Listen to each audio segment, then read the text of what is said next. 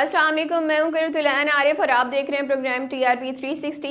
नाज़रीन, तहरीक अदम एतमाद का दूसरा दिन है, लेकिन वज़ीर आज़म इमरान खान पुरएतमाद नज़र आते हैं और वो ये भी कहते हैं कि पंजाब के वज़ीर आला उस्मान बुज़दार ही रहेंगे। अब देखना यह है कि वज़ीर आज़म के पास ऐसे कौन से ऑप्शन हैं जिनको इस्तेमाल करके वो तहरीक अदम एतमाद को नाकाम बनाएंगे। आज इसी हवाले से बात करने के लिए हमारे साथ मौजूद हैं शबीर हुसैन। इनको प्रोग्राम में वेलकम करेंगे। अस्सलाम वालेकुम सर। वालेकुम अस्सलाम। सर, ये बताइएगा कि एक तरफ तो तहरीक अदम एतमाद का जो है वो दूसरा दिन है, लेकिन हमारे वज़ीर आज़म बहुत पुरएतमाद नज़र आते हैं, तो इसकी क्या वजूहात हैं? देखिए, मल्टीपल रीजंस हैं। सबसे बड़ी बात तो हमें ये समझ लेना चाहिए और ये सबों को बावर करना चाहिए कि अभी तहरीक अदम एतमाद आई है और इमरान खान साहब इस वक्त भी मुल्क के वज़ीर आज़म हैं।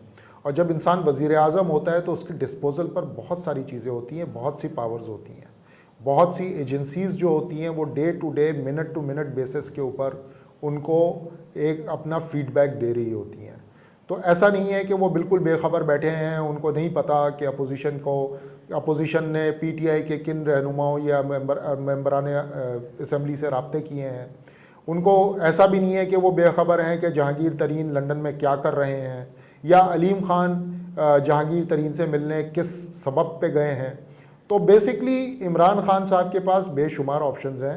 वो इस वक्त वज़ीर आज़म पाकिस्तान हैं, उनकी एक पूरी कैबिनेट है, उनके पास एक इदारों की एक बैटरी है और वो उसको यकीनन अपनी हुकूमत बचाने के लिए यूज़ करेंगे, इस्तेमाल करेंगे।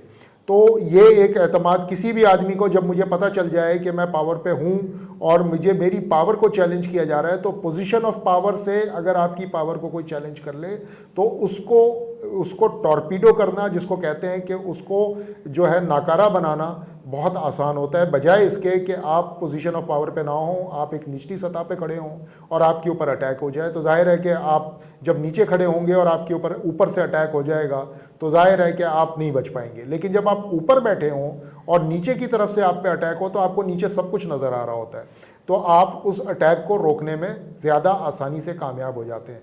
तो ये सिंपल सी मिसाल है और वज़ीर आज़म की पुरएतमादी की वजह यही है।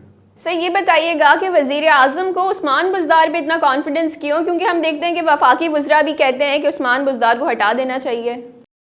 देखें, उस्मान बुज़दार साहब जो हैं वो बड़े ही खामोश मुजाहिद टाइप के आदमी हैं। बहुत सारे लोग उनका तमस्खुर उड़ाते हैं। सोशल मीडिया पे आपने देखा होगा उनकी बड़ी मीम्स बनती हैं। शायद PTI के वाहिद रहनुमा होंगे जिनकी सबसे ज़्यादा मीम्स बनी होंगी। लेकिन उन्होंने बड़ी खामोशी से बहुत सारे काम किए हैं पंजाब के अंदर। पंजाब में मैं डेवलपमेंट काम क्या किया इस बहस में तो मैं पढ़ना ही नहीं चाहता, लेकिन हाँ, उन्होंने अपनी बहुत सारी कराबतदारी लोगों के साथ, ख़ास तौर पे अरकान पंजाब असम्बली नून लीग के और नून लीग के ही अरकान कौमी असम्बली के साथ अपनी कराबतदारी जो है वो कायम की है।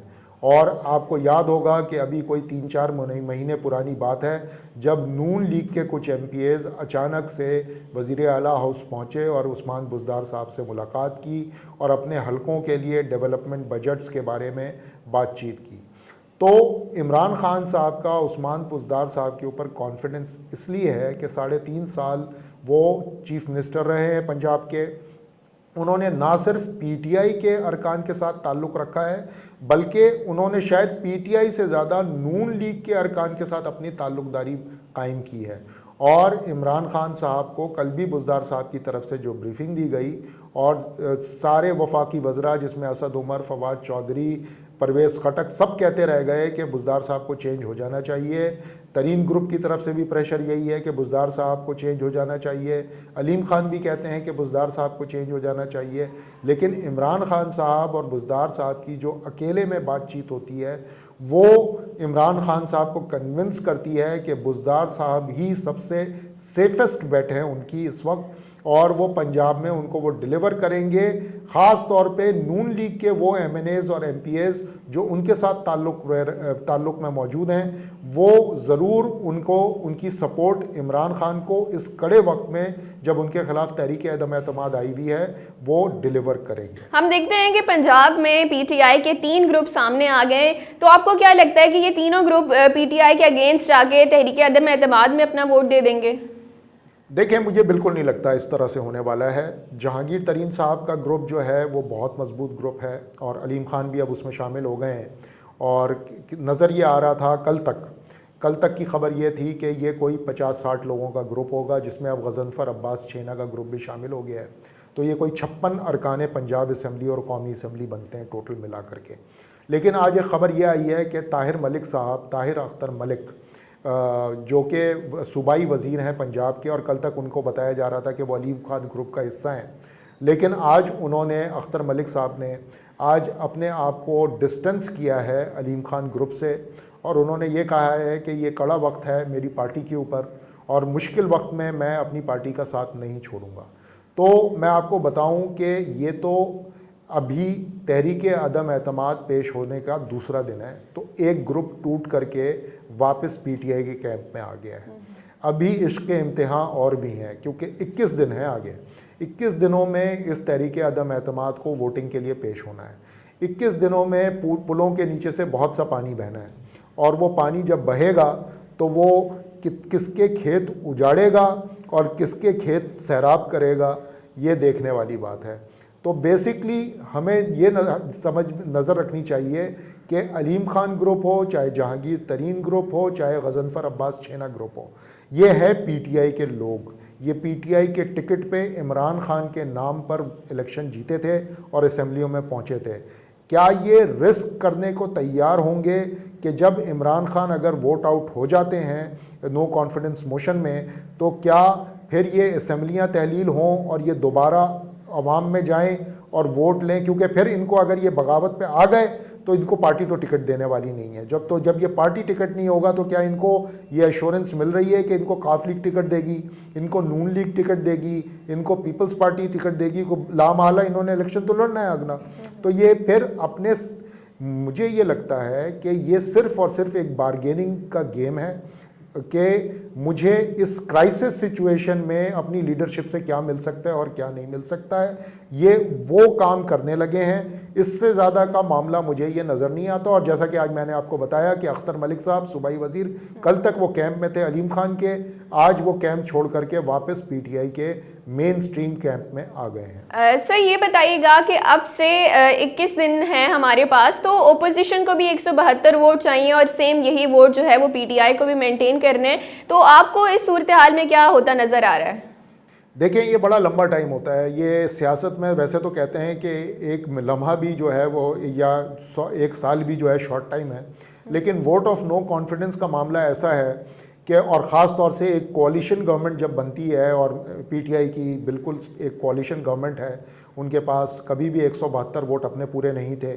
उनको एमकेएम की सपोर्ट हासिल थी, उनको पीएमएलक्यू की सपोर्ट हासिल थी, उनको बलूचिस्तान अवामी पार्टी की सपोर्ट हासिल थी, उनको जीडीए की सपोर्ट हासिल है। तो बेसिकली ये अब जो गेम है वो नंबर्स का गेम है, और एक एक वोट के पीछे भागदौड़ होगी। और जैसा कि मैंने अपने पहले सवाल में आपको बताया कि जब आप पोजीशन ऑफ पावर में होते हैं तो आपके पास बड़े टूल्स होते हैं। आप लोगों को लालच भी दे सकते हैं, आप खजाने के मुंह खोल सकते हैं, आप डेवलपमेंट फंड के नाम पे अरबों करोड़ों रुपए एक एक एमएनए और एमपीए को दे सकते हैं।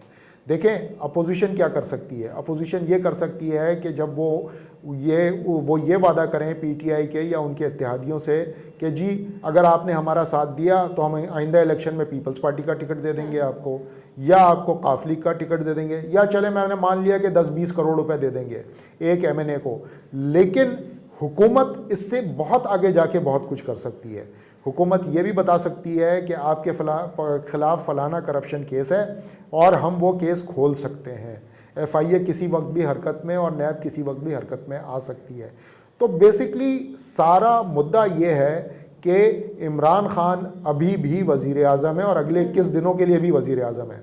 तो जब अगले 21 दिनों तक वो वज़ीर आज़म है तो बहैसियत वज़ीर आज़म उनके पास बेशुमार ऑप्शंस हैं, और मुझे लगता है कि वो अब तक अपने कार्ड्स बड़े क्लोज टू द चेस्ट यानी कि सीने के करीब रख के खेल रहे हैं, वो कार्ड्स शो नहीं कर रहे।